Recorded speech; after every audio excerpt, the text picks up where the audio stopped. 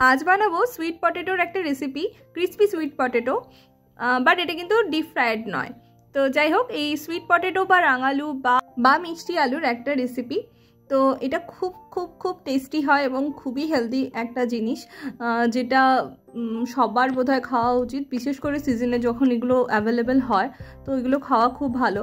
তো যাই হোক, ওই রাঙালু আমি মোটামুটি মিডিয়াম সাইজের দুটো রাঙালু নিয়েছি। খোসাগুলো ভালো করে ছাড়িয়ে নিতে হবে। তো খোসাগুলো ভালো করে এখানে আমি ছাড়িয়ে নিচ্ছি এবং খোসাগুলো ছাড়িয়ে নেওয়ার পরে এইগুলোকে ভালো করে আবারও একটু জল দিয়ে ধুয়ে নেব। এরপরে ছুরি দিয়ে এগুলোকে আমি অর্ধেকটা করে কেটে নিয়ে আবারও সেই অর্ধেকটাকে আমি 4টে ভাগে ভাগ করে নিচ্ছি। এগুলো কাটা হবে লম্বা লম্বা করে।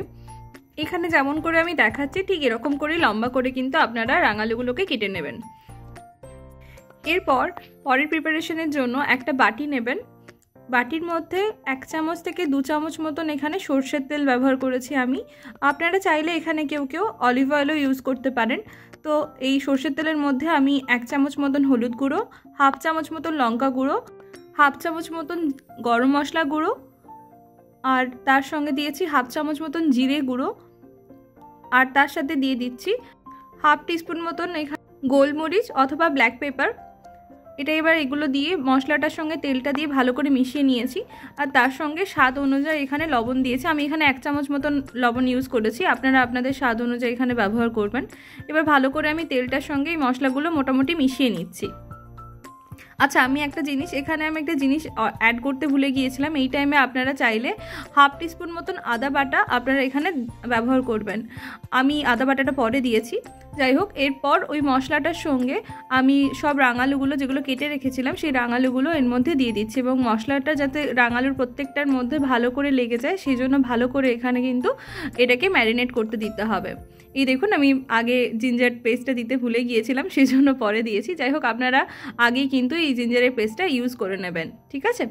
এরপর আমরা এই ম্যারিনেট করা রাঙালুটা কিছুক্ষণ রেখে দেওয়ার পর মিনিট 5-7 পর একটা বেকিং ট্রেতে সাজিয়ে নেবেন। আমি এখানে একটা কাঁচের বোলের মধ্যে, আমার কাছে বেকিং শিট নেই, তো সেই জন্য আমি এখানে একটা কাঁচের বোলের মধ্যে রাঙালুগুলোকে সাজিয়ে নিচ্ছি। এখানে কিন্তু আমি আলাদা করে কোনো তেল ব্যবহার করিনি, যেহেতু আমি এখানে এটা মাইক্রো ওভেনে বেক করব।